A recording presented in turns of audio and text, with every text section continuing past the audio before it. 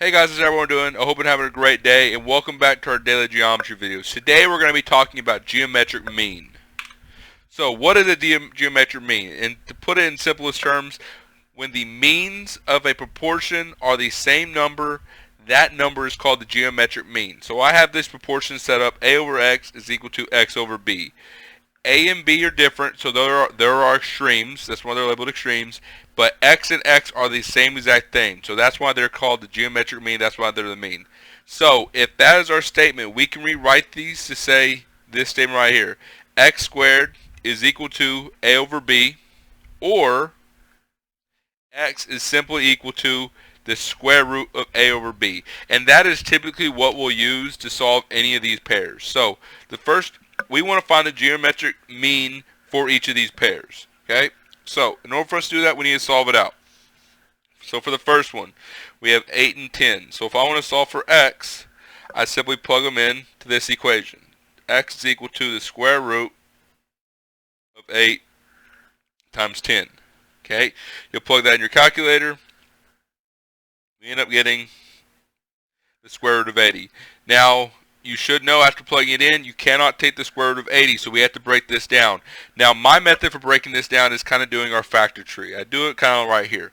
And what I'm doing is I'm looking to think of any perfect squares or pairs that can go into 80 initially. And the one I'm kind of thinking of is 16 and 5. Now the reason you're breaking this down in factor tree form is because you're looking for pairs. Right now I have a 16 and 5. I have no matching pairs, so I have to keep going. 5 is in the smallest form, okay, because all I can do is 1 times 5, so that's just going to keep repeating itself over and over again. So I'm going to say that's its final form for that one. For 16, 16 can get smaller, okay? 16 actually breaks apart into 4 times 4. Now, since that's a pair, I'm done with this problem. I actually have everything I need to, because 16 got broken down into 4 times 4, and this 5 is by itself. So what we end up doing is, anytime you have a pair, since we are a square root, and this number is technically 2 every single time for a square root. If it's a cube root, it's a 3, fourth root, it's a 4th, and so forth. We want to find 2 of a kind. And I have 2 of a kind right here. So if that is the case, what you'll do is you'll take one out, and you'll leave the rest inside the parentheses, okay? The reason you do that is because if I was, actually I'm just going to leave it there, okay? If you have any more questions about that, ask for them, okay? But you take your pair, you pull one out, get rid of it, leave the rest inside. So we have our value, we have our x. So x is equal to 4 square roots of 5, okay? Now we do the same thing for 2. So same thing, x is equal to the square root of 5 times 45. Plug that in your calculator. We end up getting the square root of 225.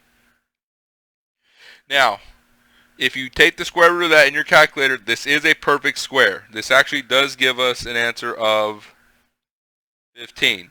But if you're still having trouble with that factor tree, you'll see how this kind of works for this one. So for the factor tree, I'm going to keep factoring, okay?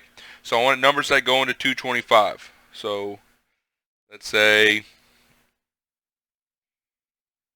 5,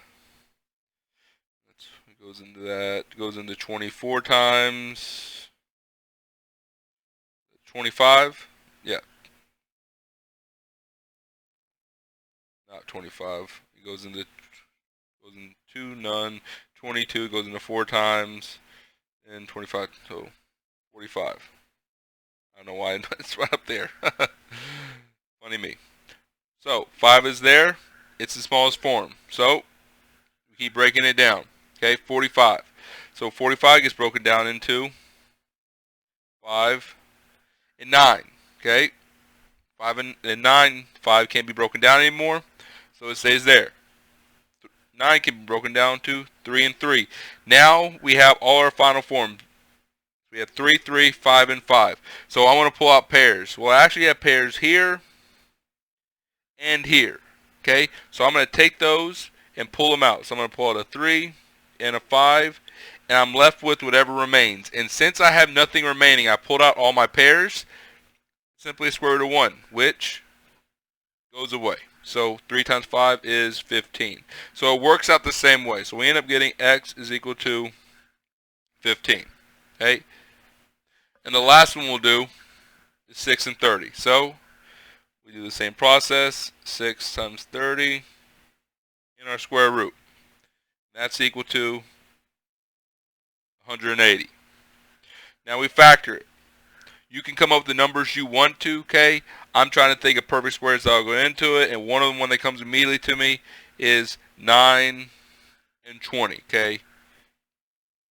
And I'll factor those. I know 9 factors into 3 and 3, and those can't factor anymore, and they're also a pair. Now I go to 20. 20 factors 4 and 5. 5 can't factor anymore, and 4 factors into 2 and 2, which is also a pair. So I'm going to pull out all my pairs, one from each, and leave whatever else inside the radical. So a 3 times a 2 times the square root of 5. Okay, so I simplify it. We end up getting 6 square roots of 5, and that's equal to x. Okay, and that's it. Okay, that's geometric mean in its nutshell, man. It's getting dark outside because of this storm. But that's it for this unit, guys. Go ahead and I'll post it on Google Classroom. Okay, make sure we get everything done. Okay, and have a happy Easter. Thank you. Peace.